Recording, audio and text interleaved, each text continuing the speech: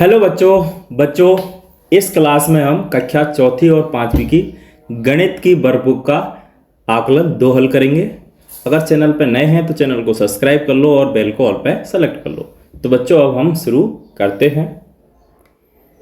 कार्यपत्रक है, आकलन है हमारा 2। ठीक है, इसका पहला वाला प्रश्न लेते हैं। ये क्या कह रहा है? माचिस की तीलियों से किस संख्या को दिखाया गया है? यानी माचिस की तीलियां हैं, इनमें किस संख्या को दर्शाया गया है? अब देखो, एक बंडल में 10 हैं तो कितने बंडल हैं? 3 हैं। तो 3 बंडल में कितनी हो गई? 30। और ये खुली तीलियां कितनी हैं? 1 2 3 4 5। तो 30 बंडल में हो गई और 5 ही हो गई, तो टोटल कितनी हो गई बच्चों? 35। तो 35 इसका सही उत्तर है। ठीक है, दूसरा वाला प्रश्न है, निम्नलिखित में से किस संख्या के धाई के स्थान को नीचे माचिस की तीलियों के बंडलों का उपयोग करके दर्शाया गया है?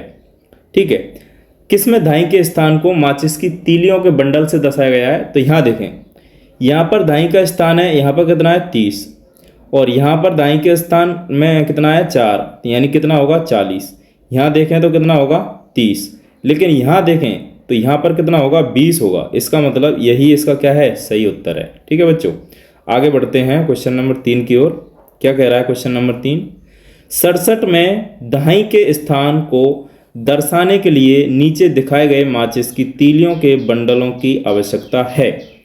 तो माचिस की तीलियों की बंडलों की आवश्यकता है, तो माचिस की तीलियों का बंडल यानी उसमें कितनी तीलियां होती हैं? 10। तो 67 को हम दर्शाएंगे तो कितने बंडल लग जाएंगे? तो उसमें बंडल लगेंगे 6, क्योंकि 6 बंडलन में कितनी तीलियां हो जाएंगी बच्चों? यहाँ हो जाएंगी 60। ठीक है, तो उत्तर है इसका 6। ठीक है, अब ये वाला प्रश्न करते हैं चौथा। माला में मोतियों के प्रसारित रूप की संख्या है। अब 2 माला हैं तो 2 माला में इसमें 10 बीज हैं और इसमें भी 10 बीज हैं। टोटल कितने हो गए? 20। और यहाँ कितने? 1 2 3 4 5, यहाँ तक हो गए कितने? 5।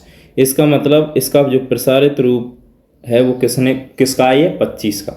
ठीक है, आगे हम ये वाला प्रश्न हल करेंगे 5वां। खानों में सही संख्या लिखिए। हमें सही संख्या लिखनी है खानों में। तो सबसे पहले हम देखते हैं,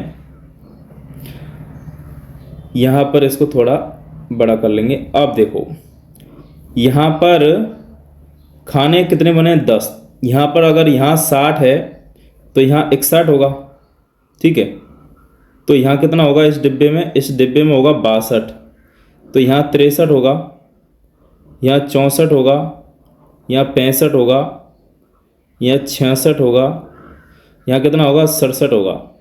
इसके बाद यहाँ 68 होगा, यहाँ 69 होगा और यहाँ फिर ये 70 आ गया। यहाँ 71, यहाँ 72, यहाँ 73 और यहाँ पर कितना होगा? यहाँ होगा 74।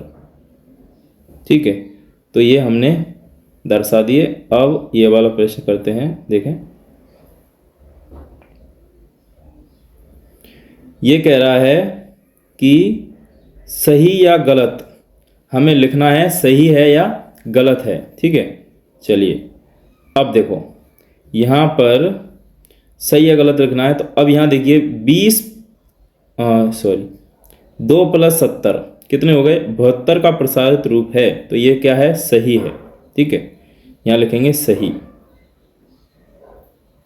सही। ठीक है, ये वाला दूसरा देखते हैं। 43 को 4 इकाई और 3 धाई के रूप में लिखा जाता है, तो ये क्या है? गलत है। गलत क्यों है? क्योंकि 43 में 4 धाई होंगी और कितनी इकाई होंगी? 3। लेकिन ये उल्टा कह रहा है ना। 6 वाला देखें, 5 इकाई और 1 धाई मिलाकर 51 बनते हैं, तो ये गलत है, क्योंकि 5 धाई और 1 इकाई मिलकर क्या बनते हैं? 51। तो ये क्या है? गलत।